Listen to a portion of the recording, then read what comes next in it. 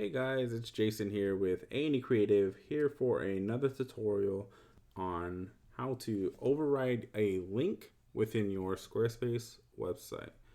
Specifically in this tutorial, I hope to address how to override the continue shopping link if you have a store within your Squarespace website. Currently, universally, that link is set to default to your homepage for whatever reason. And so what I hope to do in this tutorial is walk you through how to change or override that link so that it redirects your customers back to your actual store as opposed to your homepage. And so let me just show you what I mean here. I've set up a Bedford template. And so with the Bedford template, I know in previous tutorials you've seen me work with the shift template, but I thought I'd switch it up for this video. And so I've set up a mock store. And so within that mock store, I've set up a mock product. In this case, an A&E Creative, poster. Let me add that to my cart. And then let me navigate to my cart. And so in my cart here, let's say I just decide I don't want that. And so let me remove it. And so as I remove it, when I go to continue shopping, let's say ideally we'd want customers to go back to the store. Currently, right now, if I click on that link, it's going to take me back to the home page. And so some might not think that's a big deal, but I would prefer for my customers, if they wanted to continue shopping, to be directed back to a place where there actually are products. And so let me walk you through how to do that. The first thing that we need to do is we will need to install the Jquery library into our website. And so the way that we do that, at least the way that I currently do that, is you can find the link to the library through the developers.squarespace.com. You'll navigate to the docs. From there, you'll navigate down to where it says custom JavaScript. And then again, navigate down further to where it says libraries, and we'll be using the Jquery library. So we just need to copy this top link here. And then we can navigate back to our site. And so you should be looking on your site and be able to view the back end, Squarespace's platform. And so to navigate to the location where we'll be implementing this, we need to get to the code injection part of our website. And so the way that we do that is by clicking on settings. From settings, we'll be navigating to the advanced. And then through advanced, we'll be clicking on code injection. And so here is where we'll be adding this code. And we can simply do that by, if you're on a Mac, hitting Command B. If you're on a Windows, Control V. And so what we've done is we've now introduced the Jquery library into our website. And what that allows is for anyone visiting our website to be able to download that library as part of their experience and looking at our website. And so the next part of this overriding a link is to introduce the code. Now, I'm not going to dive too deep into the code.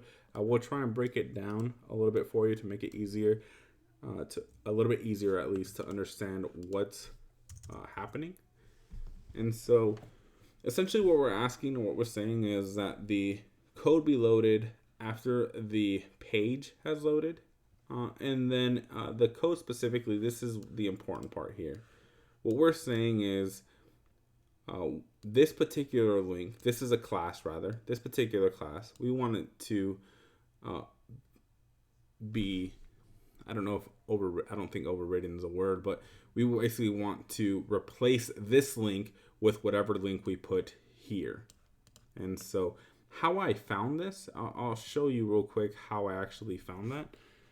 Let me go here, add it to my cart, remove it from my cart. And so here is the continue shopping link that we want to override.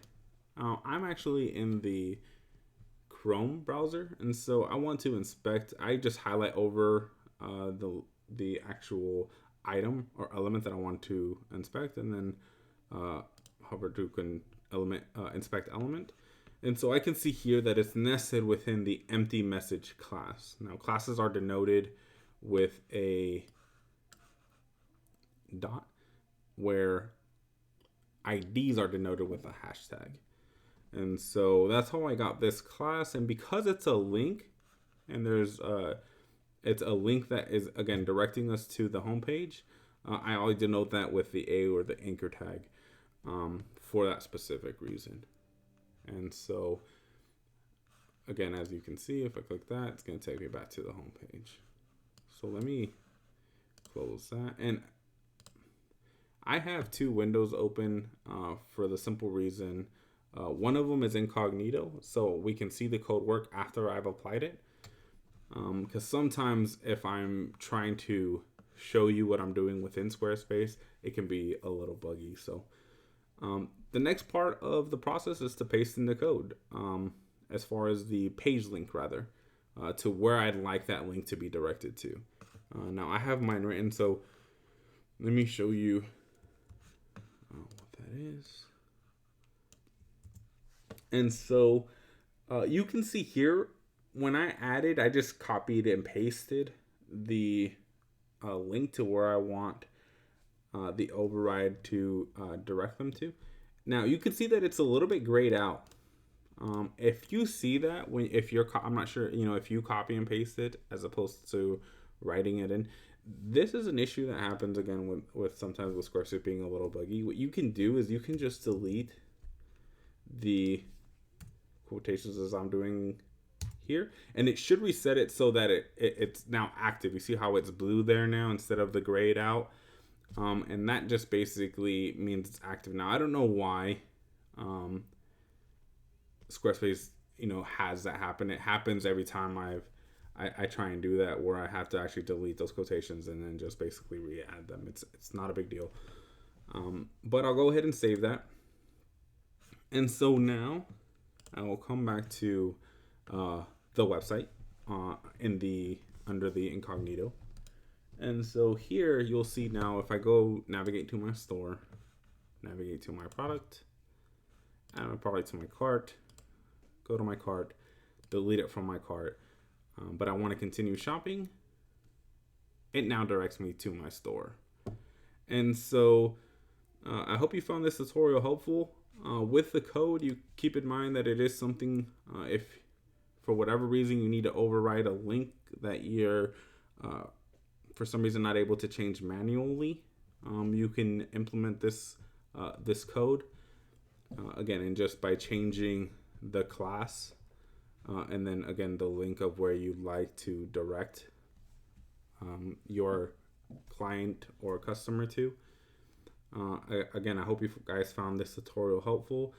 Don't forget to subscribe, and if you guys have any questions, feel free to comment below and I'll do my best to get back to you. Again, thanks for watching.